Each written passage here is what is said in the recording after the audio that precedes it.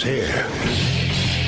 Now, broadcasting from the underground command post, deep in the bowels of a hidden bunker, somewhere under the brick and steel of a nondescript building, we've once again made contact with our leader, Mark Levin.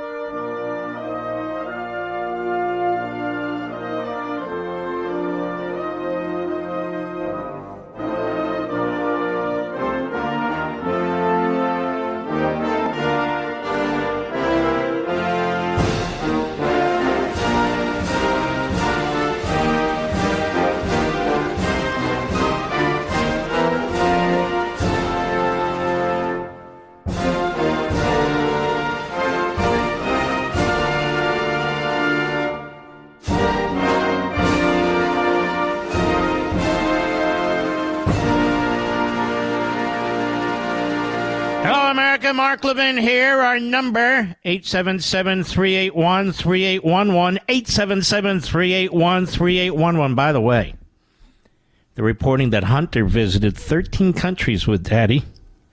13 countries, and I understand 147 hookers, Mr. Producer. Well, tonight is the debate. You may have heard, it's probably the most hyped debate in debate history. Probably the most hyped debate in debate history. I don't know how to fix this, but there's going to be 8 people on the stage, and excuse me, and there really ought to be a way to whittle this down somehow. Christie is there, basically to throw as many turds in the swimming pool as possible. And that's a big boy, so that's an ugly thought. We'll see what happens. But everybody's making predictions. And I notice everybody's telling the candidates what they should do. And many of the people telling the candidates what they should do have never, ever done anything politically. But so it does annoy a little, doesn't it, that people think they know everything, whatever walk of life they're in. I give you my position.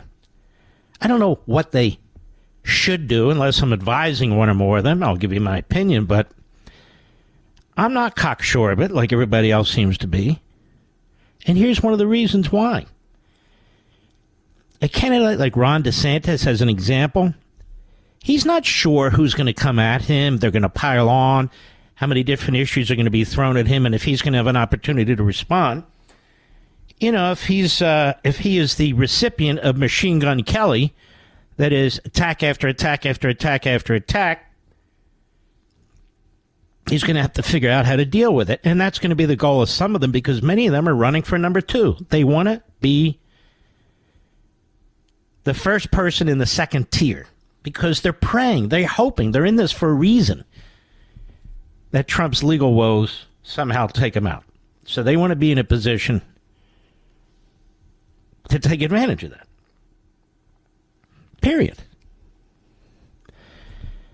Others are up there for reasons that only they can explain, and not well. I'm sure Doug Burgum's a great guy out of North Dakota. And maybe he'll prove himself to be Winston Churchill tonight. I don't know. I doubt it, but who knows? Asa Hutchinson is there as sort of a weak sister to Chris Christie. Nobody's clear why he's there. Nobody even knows what he did as governor of Arkansas.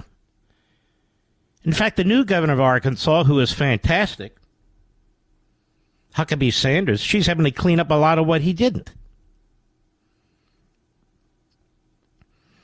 So there's that. But let me go down them and tell you what I think might happen. I'm certainly not cocksure of it.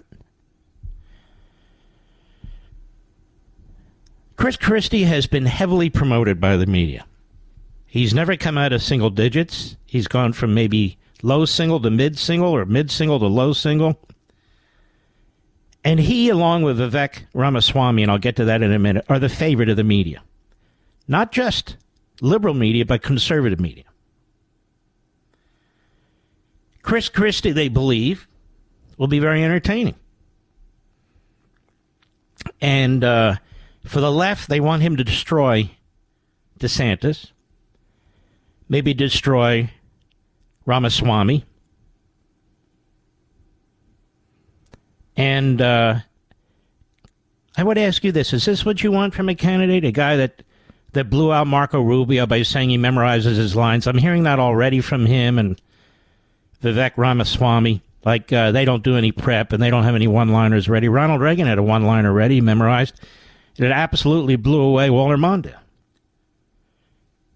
I'm not sure what's wrong about memorizing lines. What bothers me is when people keep reading note cards or keep shooting from the hip like they know everything. Christie could be a factor in the debate. He'll be a non-factor when all these debates are done. He's not likable. He's not charismatic. He's not attractive. His record sucks. The people in New Jersey will tell you his record sucks. The people in New Jersey will tell you when he came into office, taxes were through the roof. When he left office, taxes were even higher. He's a former U.S. attorney. He had a lot of influence with Trump. But now, because he knows Trump better than anybody else, he hates him the most. Well, he and Bill Barr. But you can thank him for Christopher Wray. And apparently when he was the head of the transition team, he never showed up. He's a lazy bastard. And I'll talk about all these guys, who are running for president on cable. This is a guy who had a paid job on ABC News. And this is a guy who got paid a lot, I think, for a book that in its first week sold 2,300 copies. He's the most despised Republican running in the field. And I predict, for whatever it's worth, that at the end of the debate, he'll still be the most despised Republican running in the field. You won't know a lot more about him. And those of you who dislike him will dislike him even more. He really does the dirty work for the media and the Democrats. That's why they love him. That's why they're pushing for him. Now, this one will be controversial for most of you. Vivek Ramaswamy. They keep telling you he's on the rise. They keep telling you he's a fresh voice. They keep telling you that he's not part of the swamp. And so all those things are attractive. I suspect there'll be some effort by some of the campaigns, some of the candidates debating, to put some actual facts on his blank slate. Because his slate isn't all that blank after all. He has said the damnedest things about 9/11, and then he blames the media. But the media, the Atlantic, is a loathsome left-wing operation. But unfortunately for Vivek, they actually recorded the interview, Mr. Producer, didn't they? And they put the transcript out. And he said about 9/11 what they said he said about 9/11, because they didn't really say what he said about 9/11. They published what he said about 9/11. And what he did was he was entertaining the possibility that there are certain factors and insiders that may have been involved, even with our own government. And so we just don't know. But, of course, the main culprit were the terrorists and the Saudis behind them. That is a very clever way to say something and not say something at the same time. He's walked back 2 or 3 times what he said about Israel last week. Basically, that Israel needed to integrate with its Arab neighbors. I guess he doesn't quite understand what's going on over there. We've talked about it enough. I could be dead wrong, but I imagine that DeSantis and or Pence and or Haley will drive a stake through that. He did the same with Taiwan. He's ready to throw Taiwan over. So I think what you're going to find is that he's going to be questioned about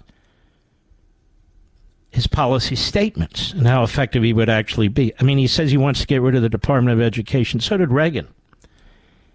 You can't just sign a document and get rid of a department. It doesn't work that way. When he was on this program, I specifically asked him, I said, okay, let's say you want to get rid of a whole bunch of employees and you have the power of doing it with an executive order in the federal government, and the Democrats say, oh, really? Well, guess what? We're not funding border security one nickel. Or defense, one nickel. Now, what are you going to do? He didn't have an answer.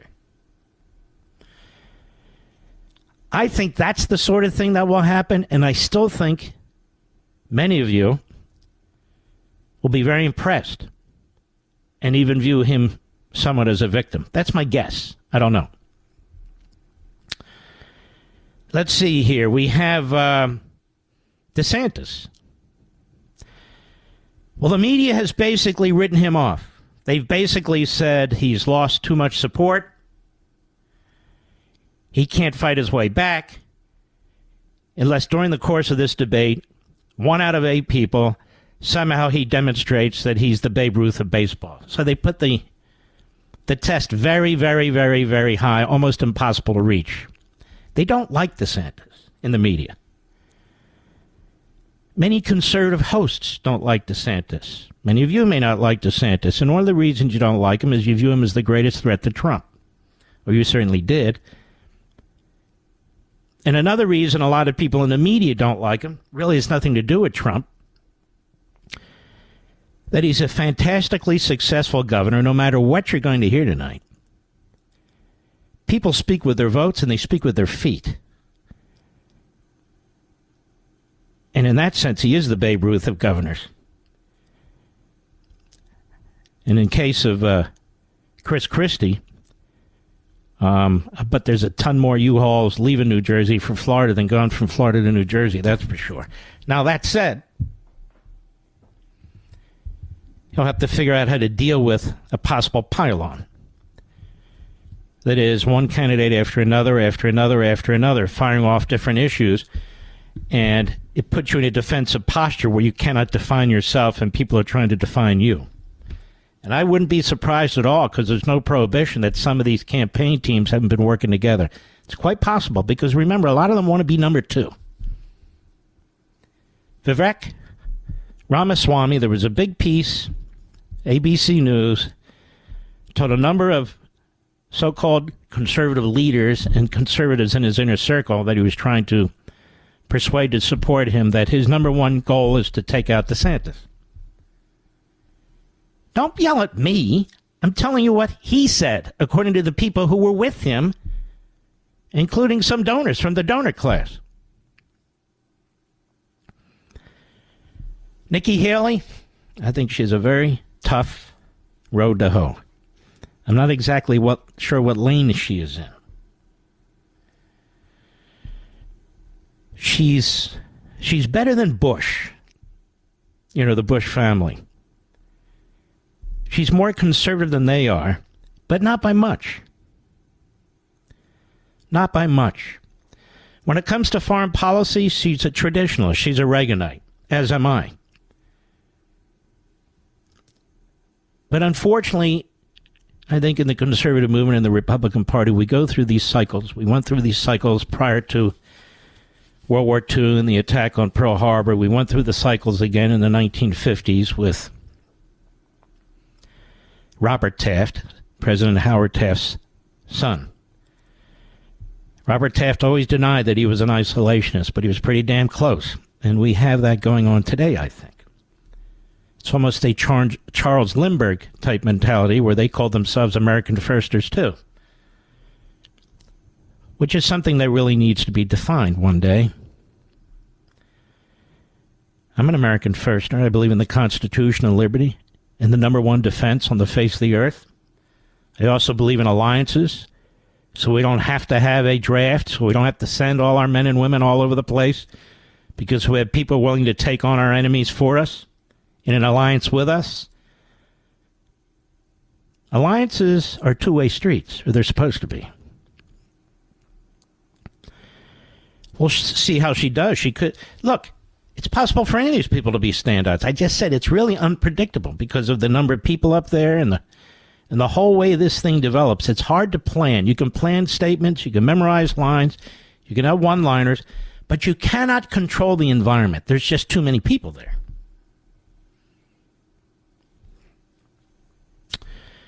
I think Tim Scott has made it fairly clear that he's going to be above the fray. And if people are taking pokes at each other, he'll wait his turn and he'll tell you that this is what's wrong. This is what's wrong with the Republican Party. This is why we don't win elections. Because we're too busy fighting with each other. I'm guessing that he'll stand back and say something like that because I don't think anyone's going to attack his record. Honestly, I don't think anybody really knows what it is. I'm just saying. All right, I've got a few more. I'll be interested in what you have to say. I'll be right back. Mark Levin.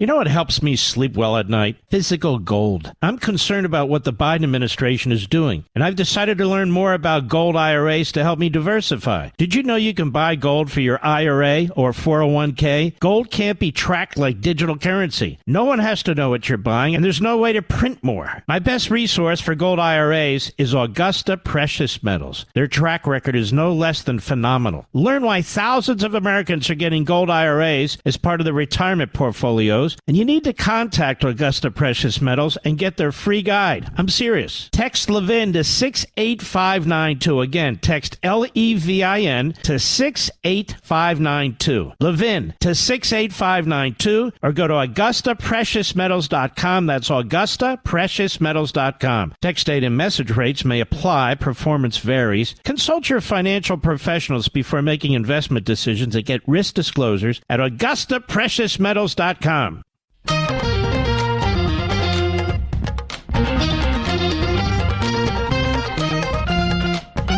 Nothing I say here, by the way, is going to matter one iota. Just giving my opinion on what I think might happen.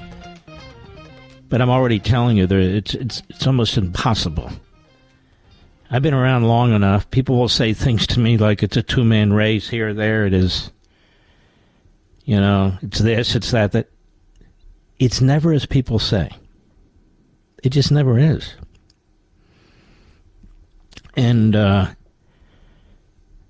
Christie, he's just very unlikable to me. He's a big, heavy dude who acts like he's Muhammad Ali. He's a complete egomaniac. He was really a failed governor. He's lucky he escaped from Bridgegate. Just very lucky.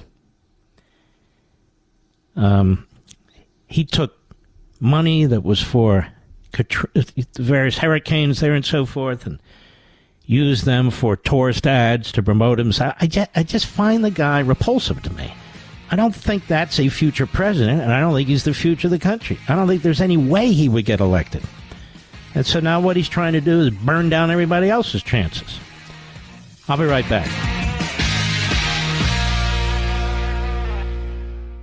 You know what helps me sleep well at night? Physical gold. I'm concerned about what the Biden administration is doing, and I've decided to learn more about gold IRAs to help me diversify. Did you know you can buy gold for your IRA or 401k? Gold can't be tracked like digital currency. No one has to know what you're buying, and there's no way to print more. My best resource for gold IRAs is Augusta Precious Metals. Their track record is no less than phenomenal. Learn why thousands of Americans are getting gold IRAs as part of their retirement portfolios. And you need to contact Augusta Precious Metals and get their free guide. I'm serious. Text Levin to 68592. Again, text Levin to 68592. Levin to 68592 or go to AugustaPreciousMetals.com. That's AugustaPreciousMetals.com. Text date and message rates may apply. Performance varies. Consult your financial professionals before making investment decisions and get risk disclosures at AugustaPreciousMetals.com.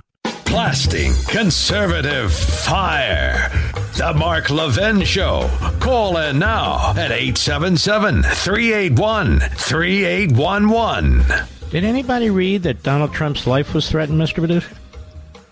Did you see that? There's not a word about it. Nothing. Not a word. We have this whole kidnapping thing with the governor of Michigan, and a couple of these folks already got off because it was a setup in many respects by the FBI. But think as you will, the point is Donald Trump was threatened. His life was threatened.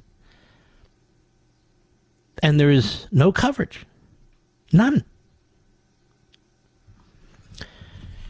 All right, let me finish this before it gets stale, so to speak. You've got the former vice president in here, Pence. I have no idea why Mike Pence is running for president. None. And his H.R. Haldeman, Mark Short, has done grave damage to him. But Pence listens to him. He listens to fools like J. Michael Ludick, who now say the 14th Amendment is clear, and of course he's right, and Tribe's right, and Deval Patrick's right, and the other radicals are right. I'll get to that, unfortunately, a little bit later. I have no idea. I don't even know what he's going to do on the stage. Is he going to dance, Mr. Sing? I don't know.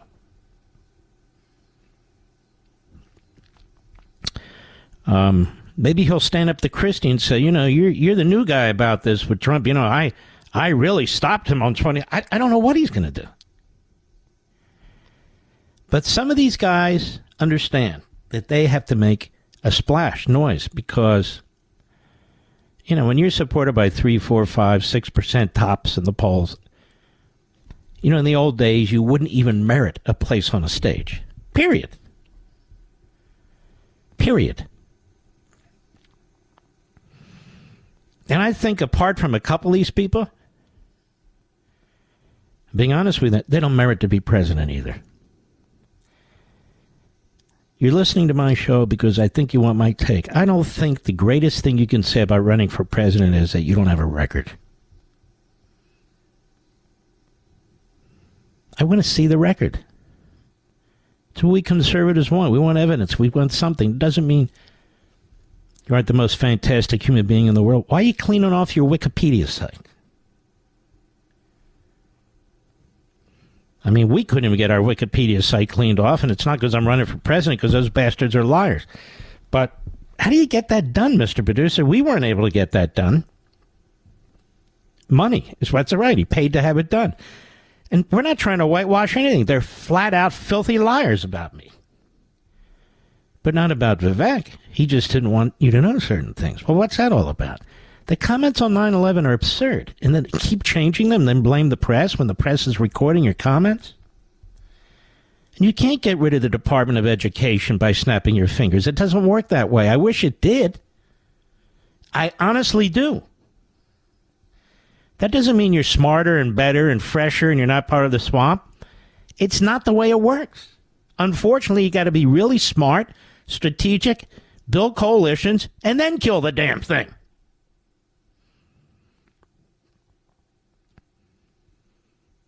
So Pence, I don't know why he's running. Well, I know why. He was vice president. He wants to be president.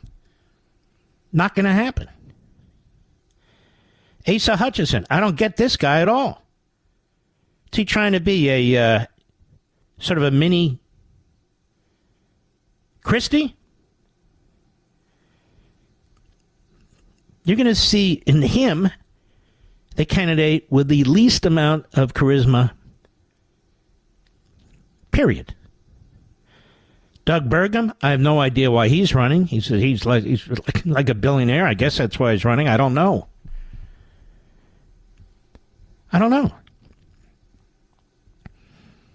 Now, what would I do up on that stage? First of all, I don't deserve to be up on that stage, right? I didn't earn it. But what would I do? People keep asking. Again, it would depend on the factors. You got to be nimble. You got to be sharp. You got to be ready for anything to come. Of course, you're going to have a couple of one-liners, and they all are, even the ones who are going to talk about, well, you memorized your lines. Nobody memorizes lines bigger than Fat Boy. He memorizes lines all the time. Donald Trump's a coward. What did I post today, Mr. Producer? I said, How many times will we ask Christie to come on this program and actually debate me? And I'm not even running for president. Just debate me. I want to debate you, Chris. He goes on my buddy, my rhino friend Hugh Hewitt's show constantly because Hugh doesn't debate him. Come on, Hugh. You know I'm right. All the rhinos are comfortable there. Sununu's another one. It's another one. But what can I tell you? So nobody knows who the governor of North Dakota is, and maybe you'll know who he is when it's over. Maybe you'll love him and want to vote for him. I don't know. And I could be wrong about all of this 100%, because as I said, events have a tendency to take over these things. Or somebody says something and another guy gets a little upset about it or what have you. I do know this, and I've said this many times. That stage will have 8 people. 8 people. 1 woman. 1 black man. 2 whose parents migrated from the country of India. And you will not hear the radical left media at all comment on the diversity of the people on the stage. They only comment about the race of the people on the stage when they're white. But what if they're not all white? What if you have an incredibly diverse group of candidates who are debating, who are running? They're not going to say a word. Because they have an old, dumb, stage 5 dementia white guy. There's another thing going on out there. They say Donald Trump didn't debate, so he's given an excuse to Biden not to debate. Ladies and gentlemen, it's one thing not to debate in a Republican primary when you're 40, 50 points ahead or whatever it is, and you make those judgments. It's quite another thing when you're running for president of the United States against another person, one-on-one. Not 8 or 9 of you on a stage going at it within the party. One-on-one. Do not let anybody try to persuade you that this gives an excuse to Joe Biden. Joe Biden, I predict, and I could be wrong, but I predict he will not debate. Why? Because he's an imbecile. He is a certified imbecile. And he's gotten worse. We've gone to stage 5. He was probably stage 3 when he ran the first time. And it's gotten worse. This isn't a joke. This is sick. It's pathetic. And Dr. Jill Biden obviously despises her husband. You hear me, Media Matters and Mediocreite? In fact, she may hate her husband because she knows better than we do that he's got the wits of a bowl of mashed potatoes. They know it. She knows it. We haven't had that discussion of whether or not we're going to debate. There is no discussion with Biden. There is poster board paper and big, thick Crayola crowns so they can draw things out for him. So I don't agree with everybody. I want to know more about candidates. I don't want to hear that I don't have a record because I'm... Well, that means there's at least 330 million people qualified to run for president who don't have a record of serving in the government. That's not good enough. What about Trump? I've talked about this. Several years before Trump decided to run, he became active with Tea Party groups. He would speak to Tea Party groups, conservative groups, the Federalists. In other words, he acted like he really wanted it, and he wanted to really learn about it and know about it and so forth. Most of you don't even know what Vivek's business was and what he did and how he became wealthy. Again, this isn't an attack. It's just I'm sitting here as a voter and thinking through it. I'm a clean slate. Vote for me. No. Hold on now.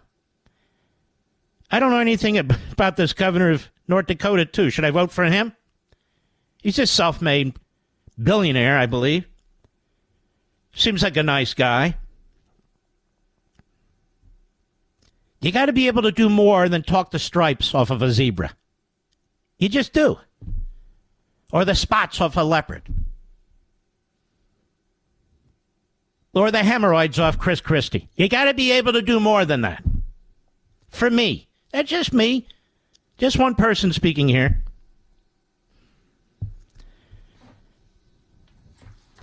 One of the men who did the greatest job of attracting voters was Ronald Reagan in 1980 and 80. The same thing happened when he ran for governor the first time in 1966. He was an outsider. He was an outsider. He never served in government before. So why did you support him, Mark? Because for several years before he decided to run for governor, he had spoken about, he had campaigned for others, and gave a national speech on behalf of Barry Goldwater. A national speech on behalf of Barry Goldwater in 1964. And that speech was so compelling. It was so poignant. It was so effective that people wanted him to run for governor. Didn't really thought about it. It was the biggest state in the Union even then. But they had had a Democrat governor for some time. So he ran and he beat the Democrat governor by a significant margin. And he built a record for 4 years. The first term as governor of California. Then he ran again and he won by an even bigger landslide in a Democrat state. California was considered a Democrat state. He turned that state Republican. In fact, up until George H.W. Bush, who actually won California and squandered the whole damn thing, he and his son, and his top advisor, Mr. Architect, and the rest of them squandered it to try and distance himself from Reagan. This incredibly successful governor decided after his term was over in 1974, really early 75, to run for, in all seriousness, in the Republican primary for president against Gerald Ford. He's sitting president. But Gerald Ford had never been elected president. He was appointed under our Constitution because Nixon and Spiro Agnew had to resign. And Gerald Ford was a very nice man, but he had the communication skills of Asa Hutchinson.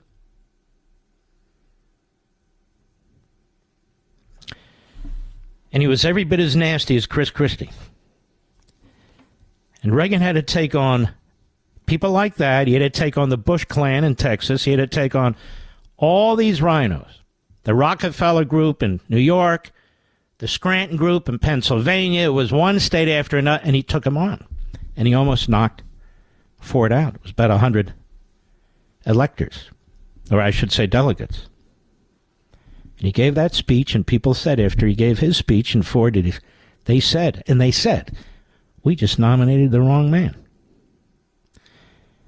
He runs again in 1980, and he's opposed by the same Republican establishment. Mitch McConnell never supported Reagan. 1980, Karl Rove was backing Bush.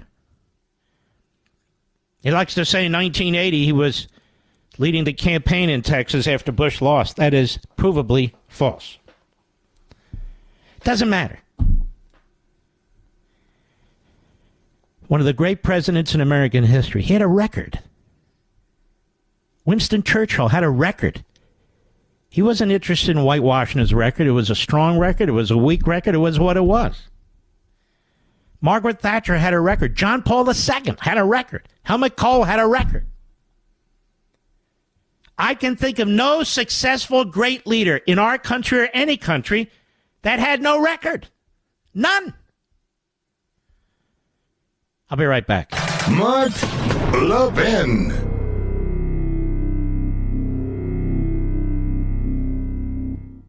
You know what helps me sleep well at night? Physical gold. I'm concerned about what the Biden administration is doing, and I've decided to learn more about gold IRAs to help me diversify. Did you know you can buy gold for your IRA or 401k? Gold can't be tracked like digital currency. No one has to know what you're buying, and there's no way to print more. My best resource for gold IRAs is Augusta Precious Metals. Their track record is no less than phenomenal. Learn why thousands of Americans are getting gold IRAs as part of their retirement portfolios, and you need to contact Augusta Precious Metals and get their free guide. I'm serious. Text Levin to 68592. Again, text LEVIN to 68592. Levin to 68592, or go to AugustaPreciousMetals.com. That's AugustaPreciousMetals.com. Text date and message rates may apply. Performance varies. Consult your financial professionals before making investment decisions and get risk disclosures at AugustaPreciousMetals.com.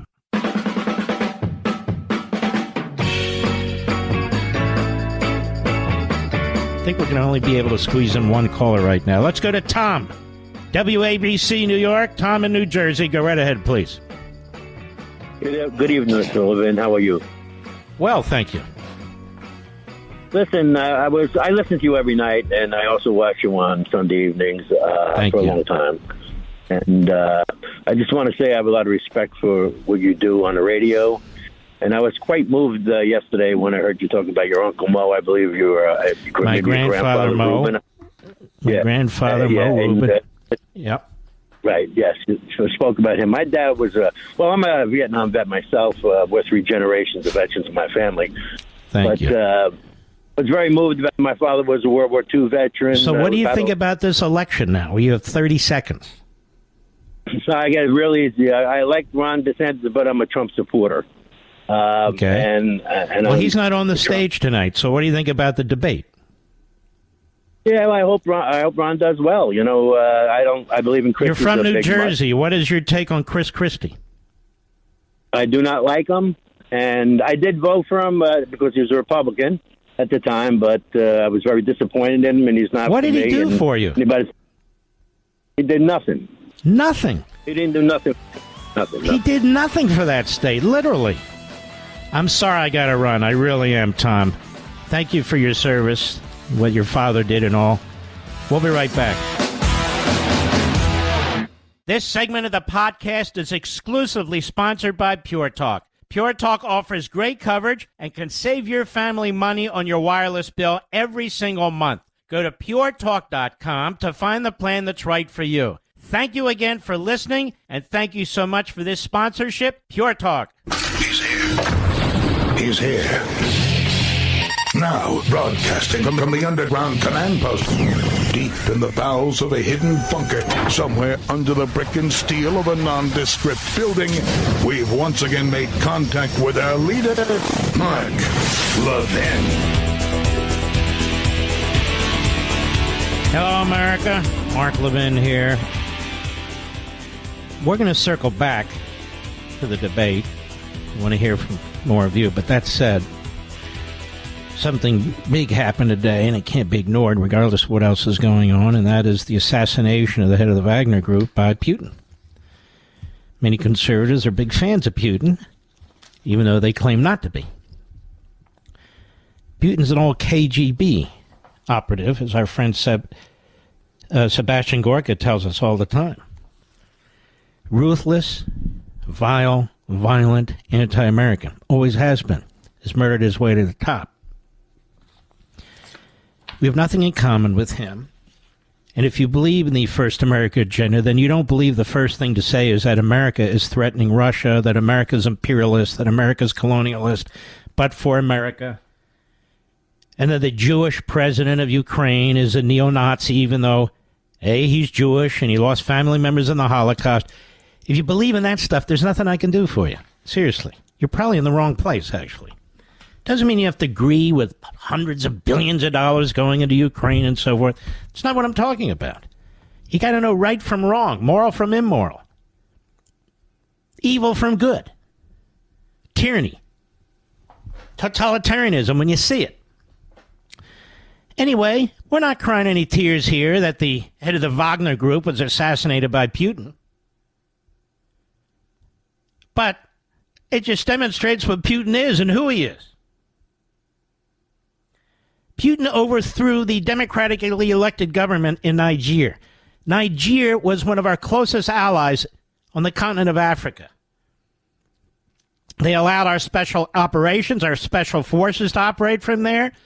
We have intelligence activities there. We're able to land our jets there and so forth. Not anymore.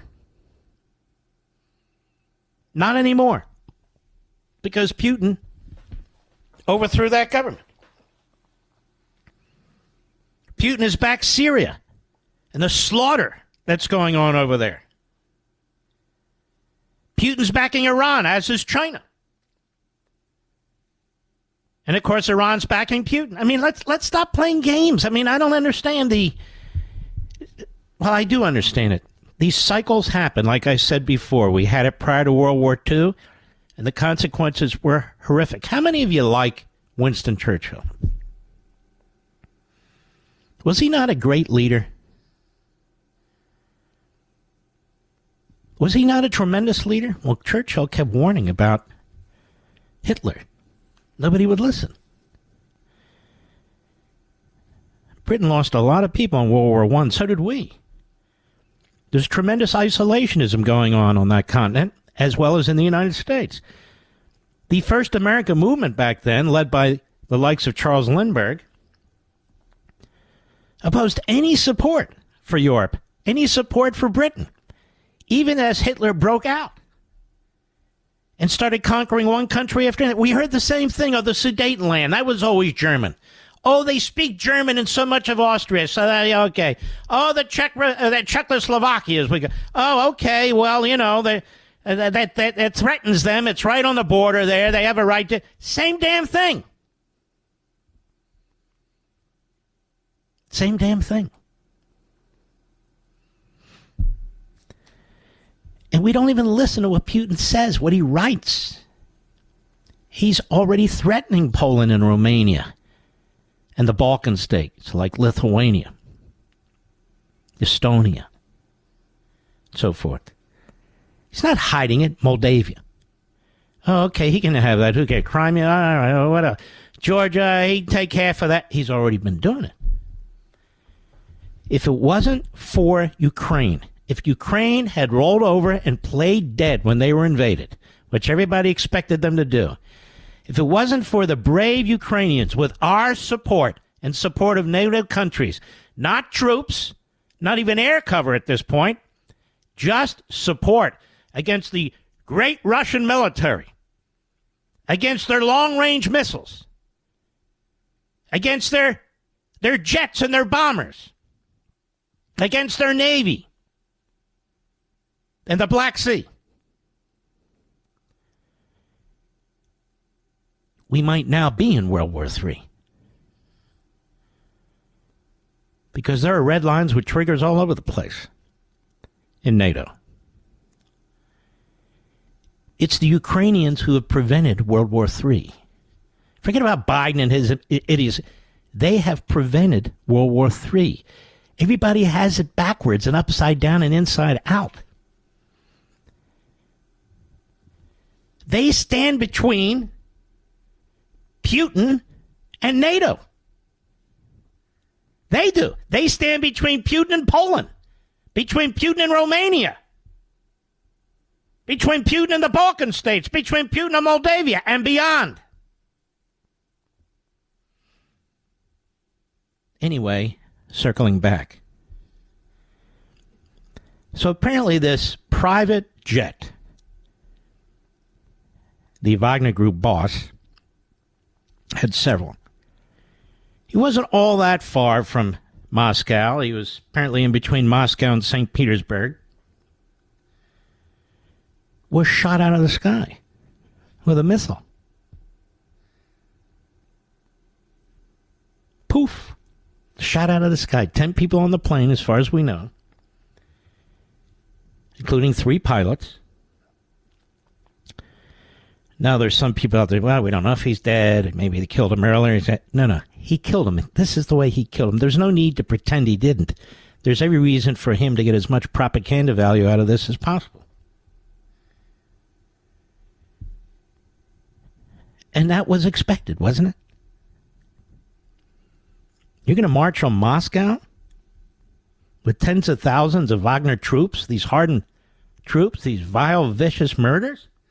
And all of a sudden you're going to stop and turn around and you think you're going to have a run of the country, just have a grand... Putin doesn't work that way. He's never worked that way. He's an assassin. He's KGB. We're going to have General Keith Kellogg on the program, and he's co-chairman of American First Policy Institute. Xi is the same way. Xi used to have a foreign minister about 6 weeks ago. He had been the ambassador to the United States from Communist China. He was extremely loyal. But he probably raised some questions about what Xi is doing on one matter or another.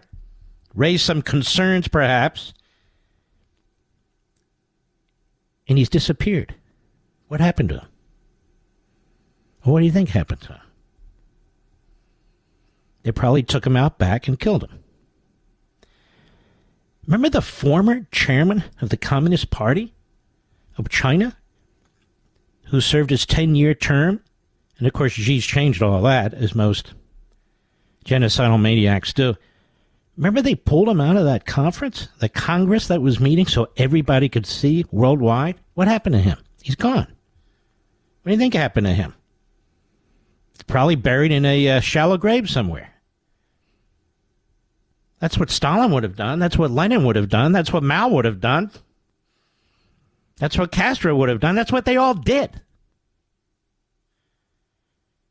Well,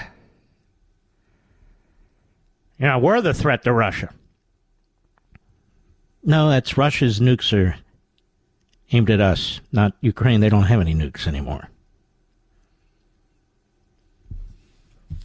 And it is amazing to me how cowardly we've become as a country. The American First movement, so-called, prior to World War II, resulted in the deaths of millions of civilians and hundreds of thousands of American troops. Because the goal is to stop it before it starts. We're going to have General Kellogg on in a minute. I'll be right back.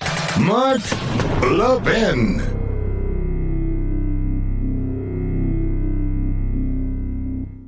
Is your cell phone in desperate need of replacement? You know the signs, right? Short battery life, so you have to have a charger on hand. Cracked screen that gives you glass splinters. Ouch. It's time to put that old phone to rest and upgrade to a new 5G Samsung Galaxy from Pure Talk for free. Get a free 5G Samsung Galaxy with 2-day battery life, edge-to-edge display, and ultra-strong Gorilla Glass when you sign up for Pure Talk's unlimited talk, text, and 15-gig data plan for just $35 a month. Plus, it comes with mobile hotspot. Get all the data you could ever need for half the price of the big carriers on America's most dependable 5G network. Make the switch to my cell phone company, Pure Talk, today. Just dial pound 250 and say Mark Levin for your free, super durable 5G Samsung Galaxy when you switch to Pure Talk. Dial pound 250, say Mark Levin. Pure Talk, simply smarter wireless.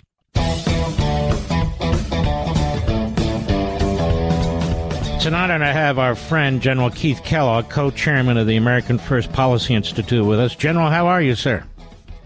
I'm great, Mark. Thanks for having me today. First of all, General, I want to remind people who you are. You've got an arm's length long, patriotic resume. Just hit us with some of the highlights. Well, Mark, I came when I was, joined the Army after college and spent over 30 years in the Army, eventually retired as a 3-star general. I fought through basically all of our nation's wars. I fought not only in the Gulf and in Panama, but also in Vietnam, a couple of tours there. What I like to say, one of my greatest accomplishments, I was fortunate enough to command the Army's 82nd Airborne Division at Fort Bragg. I'll still call it Bragg, even though it's now called Liberty. And then after that, went into business for a while, and then I went into politics and joined up with Donald J. Trump and spent 4 years with him after I was his national security advisor right at the start as he started his campaign, and was the chief of staff of the National Security Council for most of the 4 years, and then was also Mike Pence's national security advisor. And then it seemed like every time Donald Trump removed the national security advisor, I was the interim national security advisor. And I'd like to tell everybody that when you added up all the national security advisors President Trump had, be it you might Mike Flynn or H.R. McMaster or John Bolton or Rod O'Brien, if you put all their time together, I still beat him by 33 days. So I was there quite a while. But it was all you put good. out a statement strongly endorsing Trump. You said, you worked for Trump and you worked for Pence, and there was simply no comparison. And within 48 hours, Mark Short winds up on CNN in what seems to be a softball interview, smearing you. Just listen to your record. Attacking you. And he's on CNN again yesterday, smearing Meadows. What is with this guy? Did he just make a whole bunch of enemies in the Trump White House? Well, I think he's part of the swamp, if I know the truth. He's kind of a career guy, and I think he really, and a lot of advisors with Mike Pence didn't give him good service, and they caused friction within the White House. And that was my comment. It was about the vice president at the time was, look, when you took on the president of the United States and made some disparaging remarks about the president, to me, you crossed the line. You were the vice president, and everybody kind of held the line there. And we understand there were some friction points, but when that was crossed, I said, okay, I need to let everybody kind of know this is where I stood.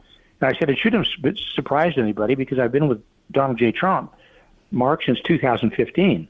I was one of his very first national security guys. It came on when, we were on the 13th floor at Trump Tower, and there was about 40 of us as all, and we worked really hard. When you look at pictures, when I was on Trump Force One, when I used to fly with him, there's only 2 or 3 of us on the airplane, me or Hope Hicks or Stephen Miller. So I've been with him a long time. So I knew the guy, and I trusted the guy, and I believed in what we did. And I kept saying, everybody, there's a loyalty issue here with me, and you violated the loyalty issue. And I wanted to make sure it was very clear to everybody when I said that. I also get the impression that they underestimated Trump, his substance, his intelligence, his decision-making, and they really tried to force him to make decisions that he didn't want to make. I think John Bolton was that way, probably General Kelly and Mattis and the others, and I suspect you took it from a different perspective, right? He's the president, and how do we execute? Yeah, Mark, I tell people, look, when I was with him, he's very Socratic, he meaning Trump in his decision-making. He would come in with a position, and then he'd test the room, and he'd go around the entire room, and everybody kind of had to deliver. And that's the Socratic method, where he asked their opinion, what do you think? And you would have to defend your position very, very well. And he would listen to you, and he would take in advice. For example, let me give you a good one. When moving the embassy from Tel Aviv to Jerusalem, there was a waiver on that. Presidents could waive that every 6 months, even though it was in law. And there was like 36 waivers. Well, the president waived it the first time because he listened to his advisors. But he told everybody, you better come back with a good, recommendation because I'm not waiving it again. And he didn't. It was the same thing with the Iran nuclear deal, where he gave everybody a lot of leeway. He gave Rex Tillerson, his Secretary of State, a lot of leeway, and then he finally made a decision on it. But that was the way he made decisions. He had his position. You knew what his position was. You had an opportunity to change his mind. But if you didn't make that case well, then he went with his instincts, which I think were incredible, and he made the decision and he went with it. And a lot of people didn't like that. A lot of people said, once I gave you my recommendation, I kind of expected you to follow it. Well, that's not the way Trump is, and when he made his decisions. And a lot of these guys, I'm just being honest, whether Bill Barr or Rex Tillerson or John Bolton or Mark Short for that matter, they've been around a long place, or they were heads of corporations or whatever, and they really didn't want to be second fiddle, did they? No. Mark, when I came into the White House, I had to remind everybody from day one, and that happens in the White House. And I think maybe it's the water you drink in the place, but everybody got kind of full of it. I reminded everybody at least once a week, none of us got in a single electoral college vote, not one of us. Mm-hmm. And we're not elected president. We're here as advisors, and our job is to give him the left limits and the right limits, and if he wants our recommendation, we'll give it to him, but the decision is his, not yours. So don't think you've gotten any electoral college votes or you got any votes from the people. That is the president. And my experience in Washington, D.C. is that's hard for a lot of people to Except once they get in those positions, they think they're the primary, and they're really not. They're in a secondary role and an advice role. I thought Mark Short's biggest smear was he virtually implied that you had something to do with January 6th. Did you see what I'm talking about? And I go, what the hell is this fool doing? Yeah, that's the reason I fired back pretty hard, because one of the comments he made, that there was the implication on January 6th. You left your post while he was standing the post. Yeah, well, and what happened was Robert O'Brien, the National Security Advisor, was down in Miami at Southcom. The Deputy National Security Advisor, Matt Pottinger, did not come in that day. So on January 6th, how it works is you always have a senior National Security Advisor with the President of the United States. And when you move a package, the vehicles, there's a vehicle called, quote, control. That's where the National Security Advisor sits, and it stays with the primary package when it goes anywhere. Okay, that day, I was the National Security Advisor to the President of the United States. My job was to be with him every step of the way, 2 vehicles behind him in control, behind what they call stagecoach, which was his principal vehicle, and then the shooter's vehicle, and then control. And that's where I was at. And I told Mark that. I said, Mark, I was exactly where I was supposed to be. I was with the President of the United States as his National Security Advisor. From the morning he walked in, and then when he walked into the Oval, I was with him. When he went to the ellipse, I was with him. When he came back from the ellipse, I was with him. When he was in the Oval Office in the anteroom, I was with him as well. I stood my post, and I made that very clear to everybody. And anybody who knew what was going on knew that. Everybody in the Secret Service knew it. Mark Meadows knew it. But that means Mark Short knew it too, but he decided to go on CNN and trash you. One other quick thing, General, before we get to Russia. I'm of two minds with Mark Meadows and what he's doing or what he's done. Still working it through, but he goes on CNN yesterday and says Mark Meadows was a ringleader to overturn the election.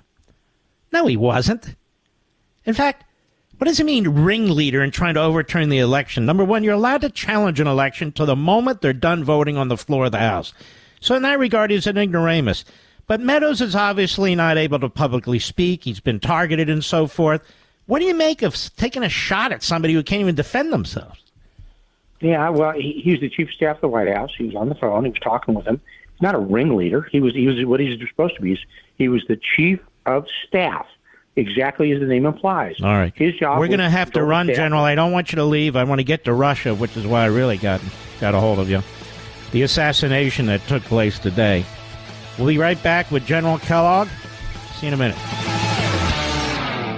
Is your cell phone in desperate need of replacement? You know the signs, right? Short battery life, so you have to have a charger on hand. Cracked screen that gives you glass splinters. Ouch. It's time to put that old phone to rest and upgrade to a new 5G Samsung Galaxy from Pure Talk for free. Get a free 5G Samsung Galaxy with 2-day battery life, edge-to-edge display, and ultra-strong Gorilla Glass when you sign up for Pure Talk's unlimited talk, text, and 15 gig data plan for just $35 a month. Plus, it comes with mobile hotspot. Get all the data you could ever need for half the price of the big carriers on America's most dependable 5G network. Make the switch to my cell phone company, Pure Talk, today. Just dial pound 250 and say Mark Levin for your free, super durable 5G Samsung Galaxy when you switch to Pure Talk. Dial pound 250, say Mark Levin. Pure Talk, simply smarter wireless. Mark Levin, the thunder on the right. Call in now, 877-381-3811. We're here with General Keith Kellogg, a great honor, co-chairman of American First Policy Institute. General Kellogg, what happened in Russia today? Yeah, well, it was pretty brazen, Mark, when you think about it. It was a shoot down by Soviet air defense of Prigozhin's jet. Prigozhin, who was the leader of the Wagner group, just come back from Africa, was flying from Moscow to St. Petersburg, really his home. And in broad daylight, the Russians put a missile in his aircraft and brought him down. That's the reports that are out there. I'm assuming that they were, he wasn't his second airplane, it was his primary airplane. He and one of the other members on board was a guy named Dmitry Utrin, which was his number 2. So he basically decapitated the Wagner organization. And this is one of those where Putin, kind of showed his true colors the way he always is. He just cannot stand disloyalty. They nearly pulled off a coup. The Wagner group with Prigozhin in the lead a couple of months ago, nearly pulled it off. And, I'm reminded of that famous Emerson quote, when you strike at a king, you must kill him. Well, they had a chance to actually pull a coup off. They pulled back from it. They went to Belarus with the Wagner forces, and then Putin just decided it was time to, eliminate Prigozhin. And it's pretty simply power politics. What's going to be interesting to me, Mark, is looking with the Wagner group. I remember what happened when they took over the Russian headquarters, the military headquarters that was fighting in Ukraine, in Rostov-on-Don, and how the people of the city of Rostov actually greeted the Wagner group as kind of heroes. It's going to be interesting to see what Putin does now, because he's eliminated somebody from the Wagner group, Prigozhin, who was a real populist and a populist kind of hero. And it would be interesting to see what happens. And I'm not saying that anything's going to happen to Putin, but there's a lot of people out there. I would tell Putin, you better start looking at your food tasters too, because you're now looking at true power politics. And that's what Putin did. He just eliminated a rival in Prigozhin. But the Wagner group's a very capable military force. They've got good commanders. They're ruthless. Primarily former military or GRU. They're military intelligence. There's about 10,000 of them. They happen to be with Lukashenko in Belarus right now, but who knows what's going to happen next. But that's one of those, okay, they drew another line. But it just shows how ruthless Putin can be and how you really can't trust that guy. Why do you think? Listen to what he says. Why do you think he pulled back? I mean, he's almost in the city of Moscow. Putin was on the run. Yep. The Russian military was caught completely by surprise. Do you think he just got cold feet? Yeah, I do, Mark. I had a dog once who used to chase cars. I used to ask the dog when it came back, what were we going to do if you caught the car? And I think they had an opportunity. That's what liberals tend to do, by the way. But go ahead. Pardon? That's what liberals tend to do. They chase cars and so forth. Well, the forces were moving very hard. The guy who was leading that column towards Moscow was Dmitry Yudkin, who was actually his call sign was Wagner. That's where the Wagner name came from. But I think what happened is they realized they were actually being pretty successful, and I honestly think they could have pulled it off. I think there was no military forces really facing them. They had one major obstacle to go, and I think they kind of got cold feet or called it off, and they stopped. They shouldn't have stopped. To me, once you go after somebody like a Putin, you better go in for the kill. They didn't do it, and then obviously, Putin with retribution took Prigozhin out of it. And I think, when you look at, I was watching it that day that it was going on, and as fast and as hard as they were moving, if they had gotten inside the Kremlin, there were no forces there. There were National Guard forces in Moscow, and I'm talking about when they talk National Guard in Russia, they're talking about police, super police. That's all it was. But he could have gotten to the Kremlin, and then who knows what would have happened. But I think they got cold feet at the end, and to me, they forgot what Emerson said about going after kings, and didn't do it. But it cost them the brazen shot today, broad daylight, shooting his aircraft down with a Russian missile. That's Putin. What? Let me ask you this, General. You're co-chairman of America First Policy Institute. Now, you and I know there was an America First movement. Charles Lindbergh and others led it prior to the attack on Pearl Harbor, but right up to the attack on Pearl Harbor. And then Lindbergh changed his mind, but it was a little late. And we were quite isolationist. Churchill had to beg us, trying to figure out ways to get us to support, even though Hitler was already on the move. Dojo, obviously Italy. In the 1950s, we had Robert Taft, the son of Howard Taft. He wasn't so much an isolationist as much as a pacifist, a conservative. And there was a significant wing of the Republican Party that went that way as well. And I feel like we have some of that going on today. If you don't recognize that Putin's old KGB, that he's a monster, he's a mass murderer, and that he invaded Ukraine and that he has intentions beyond Ukraine, and then you blame America first. And I don't mean to put you on the spot. Is that your idea of America First policy? No, not at all. What the America First, and you know this from history, was back in the late 30s and start of the 40s, was an isolationist movement. That's not America First. America First Policy Institute, America First. It's all about, first, we the people.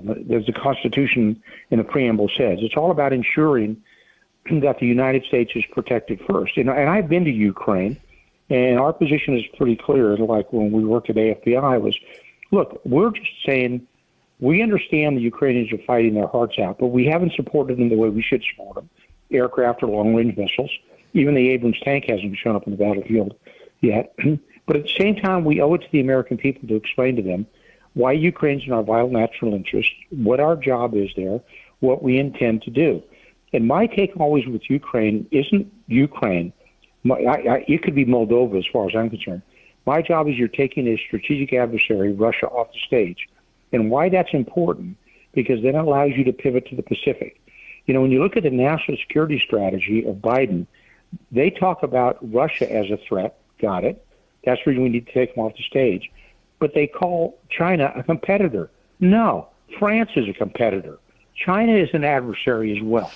And we need to be able to pivot from Europe or even the Middle East into facing China as an emergent threat into the future. But for somebody that I think we make a huge mistake, Mark, when we start pulling back and trying to basically become an isolationist moving away from Ukraine. But I think there's some things we do, and it's nuance. I think there's some things that need to be explained to the American people. What's our end state? What's the goal? How do we intend to get there?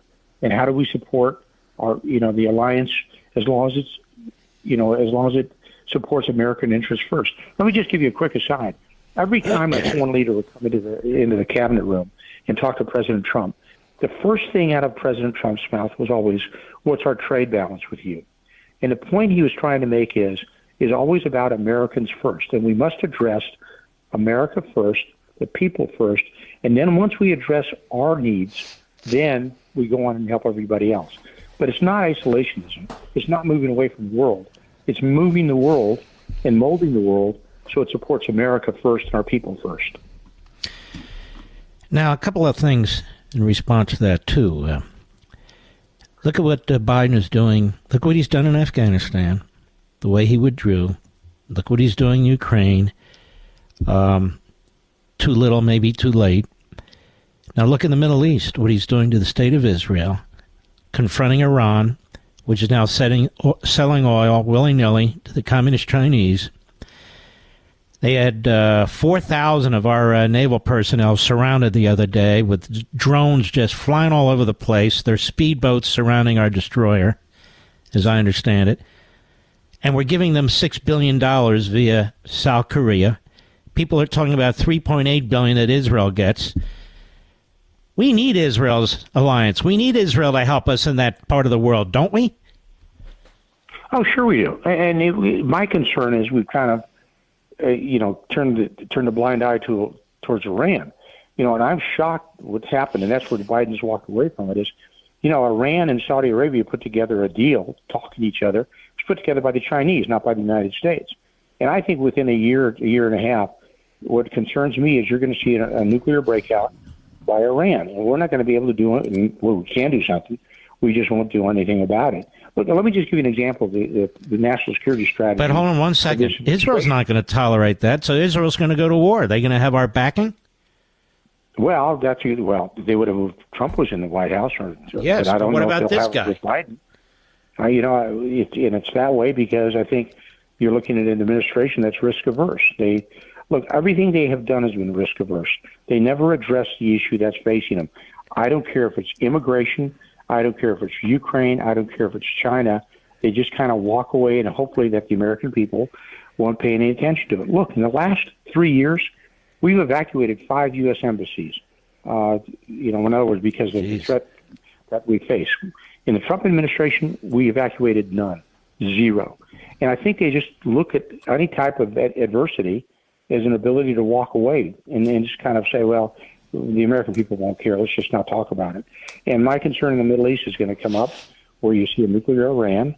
Then what do? You're going to see an expansion of North Korea in a nuclear field as well. You just look at what's happened with Russia, and the emergence of China as well. Let me just say this, General, and I'm going to want to bring it back just because I have to go.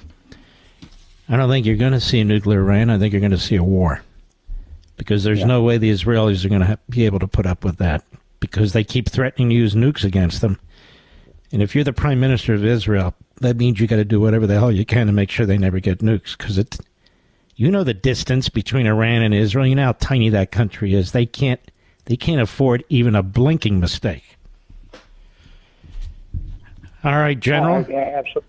Absolutely. Yes, sir. I apologize. I do have to go. I want to thank you. You're always welcome here. You're great patriot and also very sensible. So you take care of yourself. Thanks, Mark. Thanks for having me. All right. You be well, General. He's a great guy. I didn't even know him that well. I didn't know him that well. I've gotten to know him much better. And he's very impressive. And he was one of President Trump's most loyal, consistent, and thoughtful advisors. We'll be right back. Mark Levin.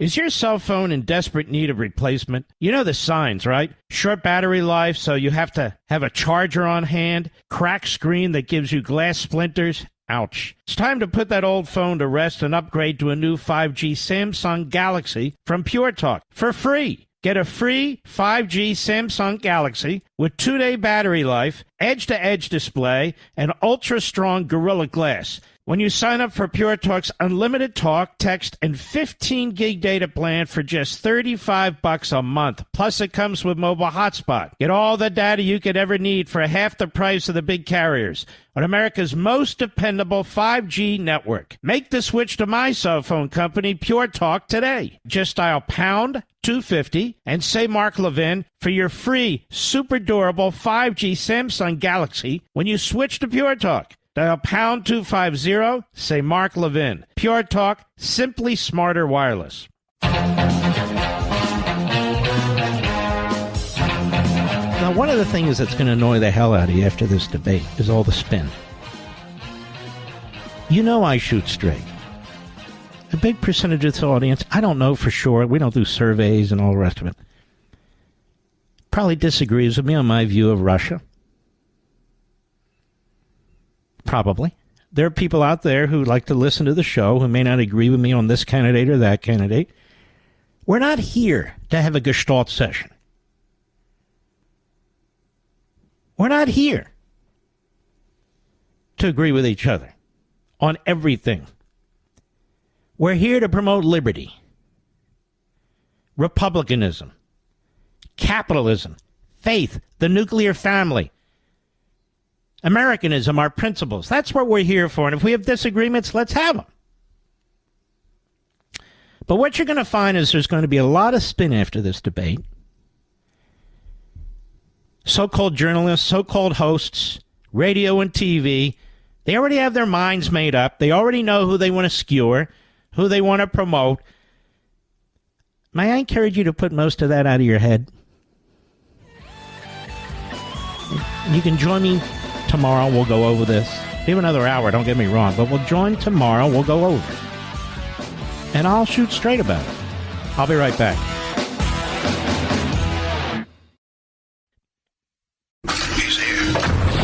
He's here. Now, broadcasting from the underground command post, deep in the bowels of a hidden bunker, somewhere under the brick and steel of a nondescript building, we've once again made contact with our leader, Mark Levin. Hello, America. Mark Levin here. You know, Rudy Giuliani is a great patriot. What he's done for this country. And the idea that they had to take a mugshot of him today and arraign him today. Julie Kelly, same thing, and others. I didn't mean Julie Kelly.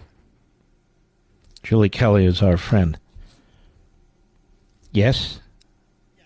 Who is it, Rich? Jen Ellis, thank you. I have to think for myself. I got to be on my toes here. But I am the host, after all. Jen Ellis, others, is a disgrace. Do you know these people have to pay $1 million to $2 million just to defend themselves and their liberty?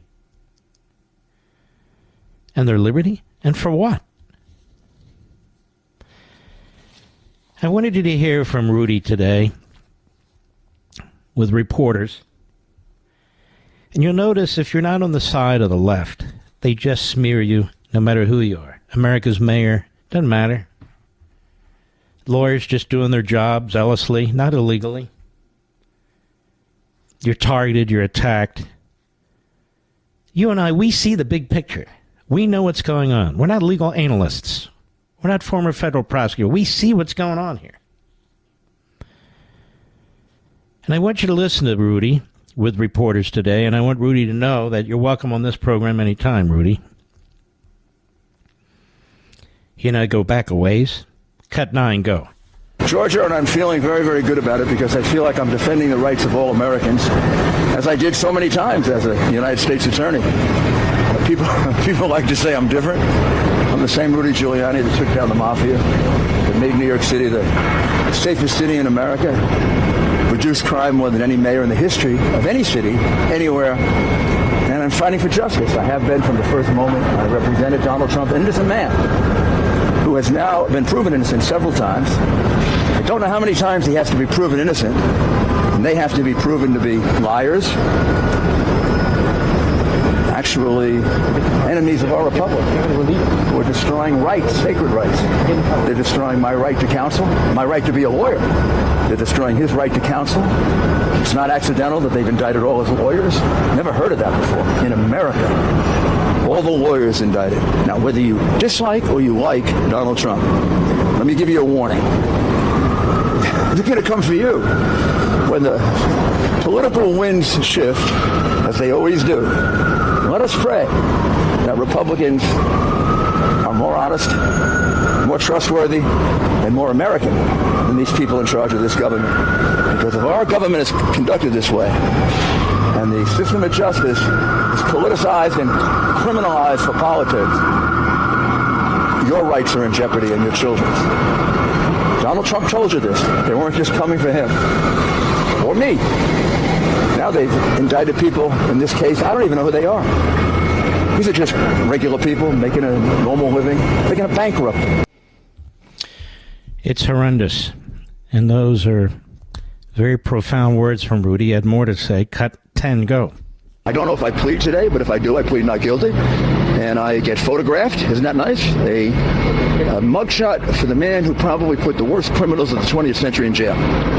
You find a prosecutor who has a better record of mine in the last 100 years. I bet you don't. Or a mayor. And they're going to degrade themselves by doing a mugshot of me. Like, people will recognize me. And now, of course, they can fingerprint me, but I've been fingerprinted 150 times. So this will turn out exactly like the FBI search turned out. They're lying. I'm telling the truth.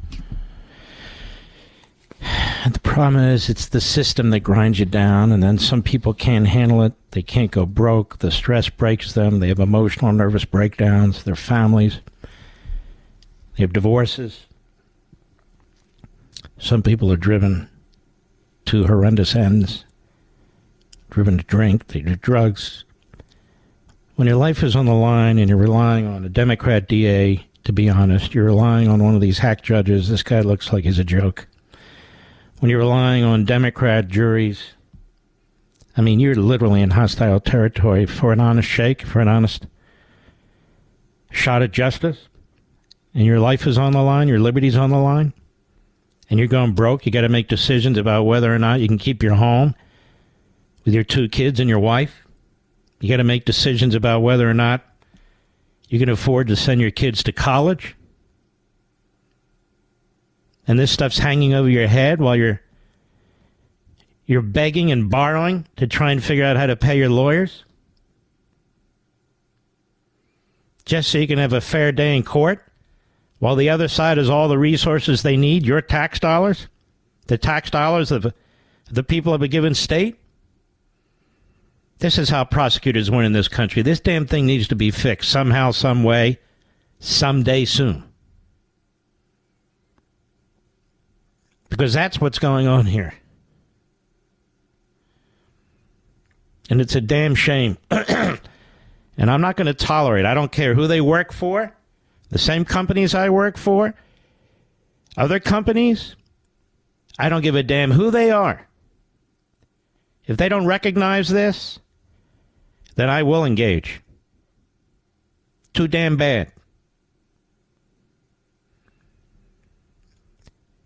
And I've known people who've experienced this sort of thing. Not me, obviously, but I've known people who have. It destroys them. It destroys them. It destroys families unless they're incredibly strong. It affects generations of those families. It humiliates the target. They can't get a fair break in the press. The press serves the interests of the prosecution and the government. They want the leaks. They want the inside information. They're the same people as the people in the Democrat Party. They're the same people as the people rooting for the prosecutor. Look at the Russia collusion thing. It was the press collaborating with the Clinton campaign and the DNC and the FBI and the DOJ and Obama and Biden. That's it. That's it. People say to me, why, week after week, on radio, TV, wherever, are you such an ardent defender of Donald Trump? Except the kooks out there who don't think I show enough loyalty, Mr. Producer. I'm supposed to give my eldest to the cause, I guess. And by the way, most of them sit on their ass and don't do anything. Except whine and complain. Now, that said, you know, it's funny, I'm not doing it for Donald Trump, a man I have enormous respect for, who is the target of all this, who's standing up to all this. I'm doing it because I believe in our constitutional system, and there are people who are destroying it. Whether it was the phony impeachments, or the first criminal investigation, or all this, our country will never be the same again. And it's the same people who have destroyed our classrooms and are trying to destroy the minds of our children and come between us and our children. It's the same people who turn amusement parks like Disney into propaganda mills. And you watch that big fat one on the stage attack DeSantis for dealing with Disney. You watch. But what do I know? He's got, by the way, amusement parks in New Jersey. He didn't bend a finger. He doesn't care. No, he's the guy that believes in capitalism and federalism. No, he doesn't. Never has and never will. All right, that's a side point. I am defending the Constitution. I am defending the Bill of Rights for all of us. I am not going to bend my knee to the Marxist cause or to the fools who are winning fools to this revolution. The Michael Ludigs, the Bill Barrs, and others, many others. I am not going to participate in the demise of my own country over documents. They don't have the goods on Trump. January 6th, they don't have the goods on Trump. Some nitwit in Georgia, she doesn't have the goods on Trump or Giuliani or Jen Ellis or anybody else. And I'm supposed to play along? No, I don't think so. This really does separate the men from the boys and the women from the girls. It really does. This really tells you who means it when they say they believe in the Constitution and liberty, and who really doesn't. It's not hard to be tough. When you're in power, when you're in control, it's a lot harder to be tough and to stand on your principles when the enemy controls the culture and the government and the politics and the grand juries and the judges. That's tough.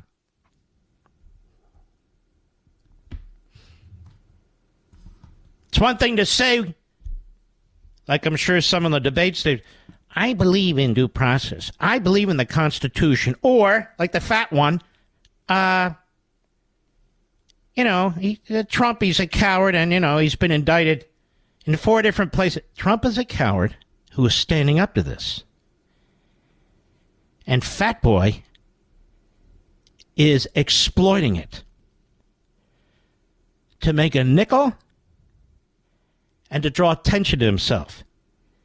It's not courageous to participate in a debate with 7 or 8 other people. It's courageous to stand up to a corrupt Department of Justice, a corrupt special counsel, corrupt district attorneys, and a corrupt media. That's courageous.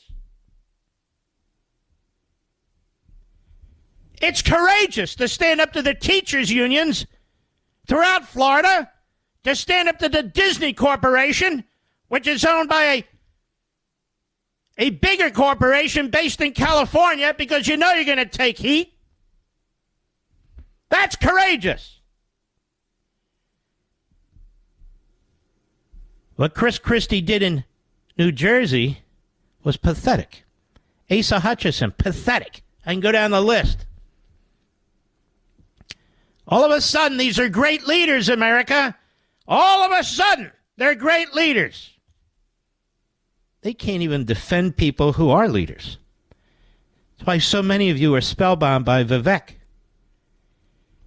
We've been fighting these bastards for 20, 30, 40, half a century.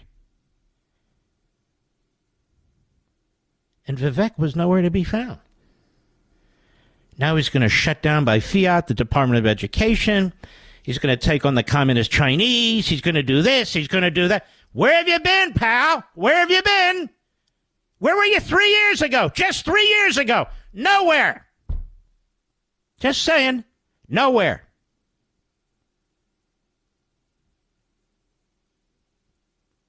And then the others who've been in politics quite a while and really haven't done anything. They should be the commander-in-chief. They should be leading the country, don't you know? Where? How? When? I don't know. All of a sudden, Mike Pence has found his voice. Not on fighting tyranny. Not on securing the border. Not on taking on Biden. But attacking Trump. Now he's courageous. He's campaigning. I'm courageous. I stood up to Trump. Look at me. When that 3-star general who I had on the program, General Kellogg, a combat veteran, he left his post, says his H.R. Haldeman Mark Stewart. He lied. That's why I wanted the general on the program to explain what actually happened. He lied. And that's Pence's right-hand man.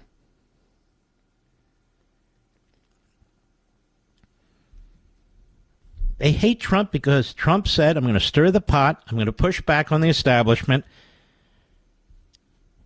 and so they're out to destroy him. And many of you don't understand this either, quite frankly. That's why they're out to destroy DeSantis tonight. That's my guess.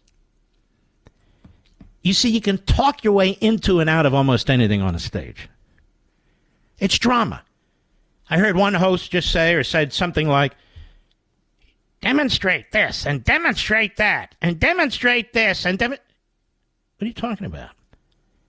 And I'm listening to this person. I'm saying to myself, if Abraham Lincoln had been on this stage, a man who was said not to have charisma and a voice squeakier than mine, he'd probably lose the debate. But they didn't judge debates that way back then. The Lincoln-Douglas debates. They judged them on substance, not how you came across. substance. And they had debate after debate after debate with no media involved, none. But the word got out. The word got out. Abraham Lincoln couldn't get elected today. If the standards that are being thrown down by the media today apply, he couldn't get elected president. How about Winston Churchill? Short, stubby guy. Wasn't a fast talker, was a slow talker. He's a genius. What would Chris Christie say to Churchill? You were so wrong back then, in the 1920s, when your advice cost the lives of thousands and thousands of British naval personnel. He would never be elected prime minister. So use your noggins, folks. Don't let people tell you what to think. I wouldn't. I don't really care what anybody has to say after the debate. You know what I'm going to do after the debate, Mr. Producer? Get a peanut butter and jelly sandwich. I'll be right back. Mark Levin.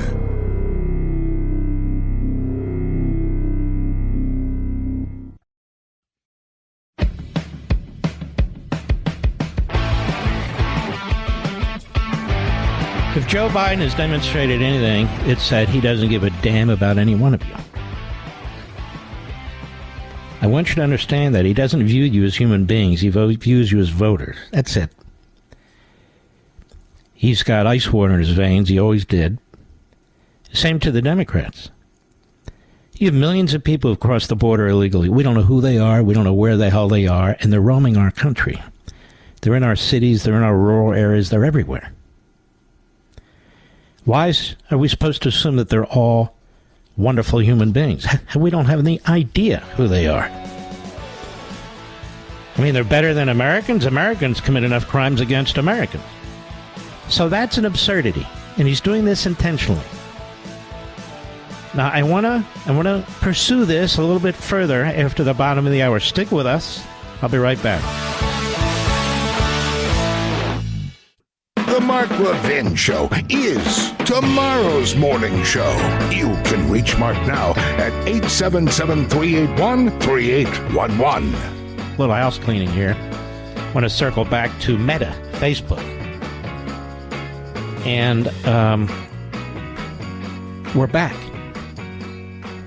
And they fast-tracked the process, is my understanding, as best they were able to. And so we are back, or will be back, on Facebook and Instagram, is my understanding. And so we give credit where credit's due, and that's a good thing. Look, we don't sell a ton of books off Facebook any more than we sell a ton of books at Target. That's not the point. It's like with the debate. The point is the principle. And if the Department of Justice can destroy a former president who's running for president who's a multi-billionaire, they will crush each and every one of us. And if these big corporations and these corporatists can stop somebody like me, the number one conservative author in the country, just being truthful, thanks to you, not me, from having a platform or whatever, they're certainly free to do it, but I'm free to speak about it. They can do it to anybody. So I have got to be the tip of the spear for this stuff. I don't want to be. It doesn't matter. I've got to be. And I want you to, if you can think about it, maybe before the debate, maybe after the debate, people need to come to grips with the fact that we have a political institution in this country that's actually older than the Republican Party, that hates the country, and that has spent most of its existence, that is the Democrat Party, trying to destroy the country. It'll do anything. It'll support slavery in the past, segregation, Jim Crow, even lynching. And today it'll support Marxism,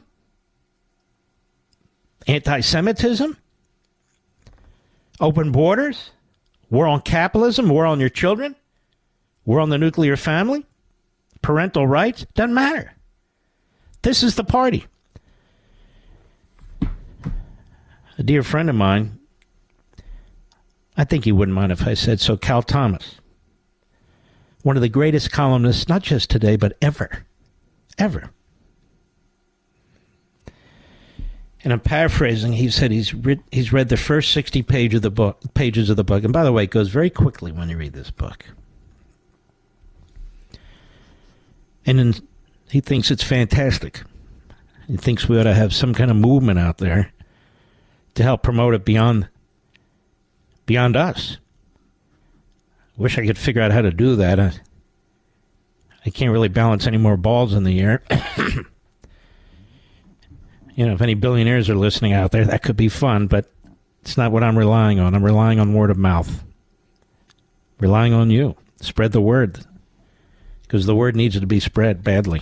You can go to Amazon.com right now, order your first edition copy and get it at 40% off. Once the book comes out, I don't know if it'll be on 40% off again. Maybe it'll be 30%. Maybe it'll be 43%. Maybe it'll be no discount. I have no idea. That's why you try and lock it in as fast as you can when you pre-order. And again, it's the first printing is the first edition. I had mentioned really jokingly last night that there were 8 seats left, and there were. In the overflow section of the Reagan Library, they sold out the main area, obviously, in less than an hour, about a half hour. They sold out almost all of the overflow section.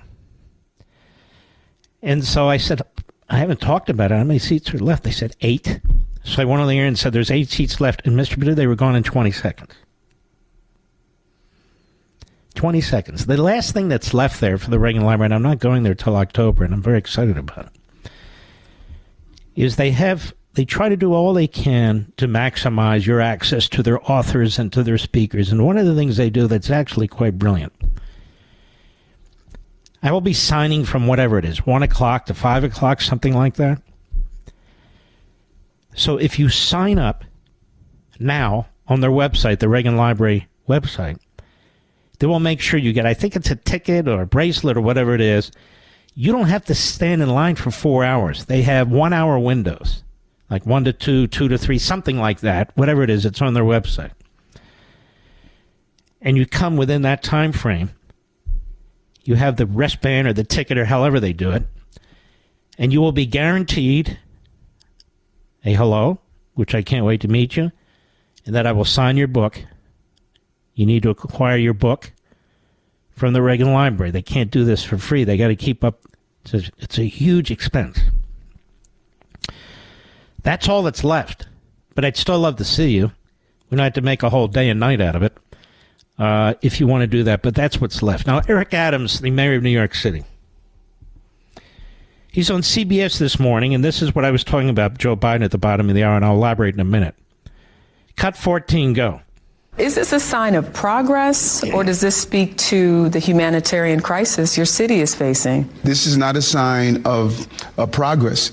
This is a sign of a crisis, greatest, I believe, humanitarian crisis the city has ever witnessed. When it was down in Texas, okay, we can deal with that because they weren't in Texas, meaning the Democrats like Eric Adams. Arizona, yeah, we can handle that. That's Arizona. The whole Southwest, yeah, no big deal. You know, we're New York. Okay, we're inching up the eastern seaboard now. How about the South? The solid South? That's okay. We're okay. Florida? That's all right. That's Florida. It's 1,000 miles from, New York. 1,200 miles. Now it's in the city of New York. Now, these other states have had to deal with 5 million illegal aliens. 5 million in 2.5 years. That's Joe Biden's policy. He doesn't give a damn what you think. He could care less. He could care less. 5 million. He doesn't care if you're union, non-union, white, black, Latino, in between. Doesn't matter. Jewish, Muslim, Christian, atheist, doesn't matter. Texas, New York City, no problem. He's never going to experience it. His family's never going to experience it. All of you Democrats, you're being sold down the river. And now the cities that have to deal with it, all of a sudden, we're not a sanctuary city. We don't want all these people. What are you supposed to do with all these people? I don't know. What was Texas supposed to do with them? And Arizona and Florida?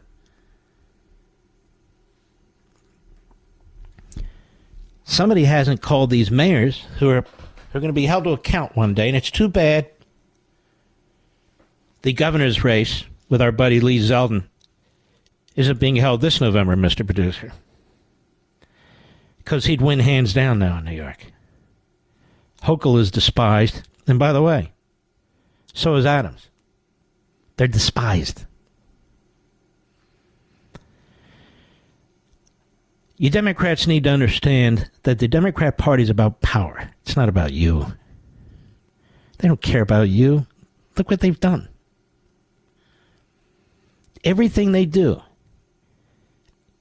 is to angle for more power and to break down the civil society, the culture, and the republic generally, the Constitution. That's the purpose. And you want to know why the border's wide open? Because I'm attacked for what I'm about to say. Why? Because I'm right. If I wasn't right, I wouldn't be attacked. The entire purpose is to flip Texas. They've pretty much flipped Arizona. They're in the midst of flipping Georgia. They know, though, if they win Texas, there is no conceivable way for a Republican ever to be president again. 40 years ago, the Democrats could not win California. Now it's in the bag. 40 years ago, Texas was a bright red state. Now it's on the cusp. 40 years ago, Georgia was a bright red state. Now it's not. Arizona was a bright red state. Now it's not. Virginia was a bright red state. Now it's not. Get my drift? They're playing long ball. It's not even Biden. It's the Politburo, the commies around him. They figure New Yorkers are going to vote Democrat. If they don't like it, they'll move to Florida. What the hell do we care? And so we lose this one mayor. We lose a governor. Who cares? The big picture, baby. We're in charge. And just because these stupid local Democrats don't know what they're doing and don't know what we're trying to achieve, that's their problem. But like I said, they'll get elected anyway. What are they going to do? Vote for a Republican for mayor? A Republican majority on that radical council in New York? No, of course not. Republican governor in California? Unheard of these days. So they know they've conquered these cities. They've conquered these states. And if they get Texas, it's over. Regardless of what they say on the stage tonight. There's no voting our way out of this. That's what they know. And by the way, we'll never have a majority in the House of Representatives again either. Because of all those seats that will go from reddish to purplish to bluish. That's what they think, and that's their plan. And God forbid if you see Ted Cruz lose this election that's coming up, people forget he's up for re-election. You will see that they're well on the way of accomplishing what they want. That's why you listen to this show, because I think strategically, I look at history, I put things together rationally. I don't need to listen to anybody else or regurgitate from somebody else or have their producers on TV or radio listen to this show and take their little notes and you hear it the next day. You know who I'm talking about. You know I'm right. Do I ever come in here, Mr. Producer, and say, did you hear what so-and-so host said? Can you get that in? Can you? No, I don't care. I'll be right back. Mark Levin.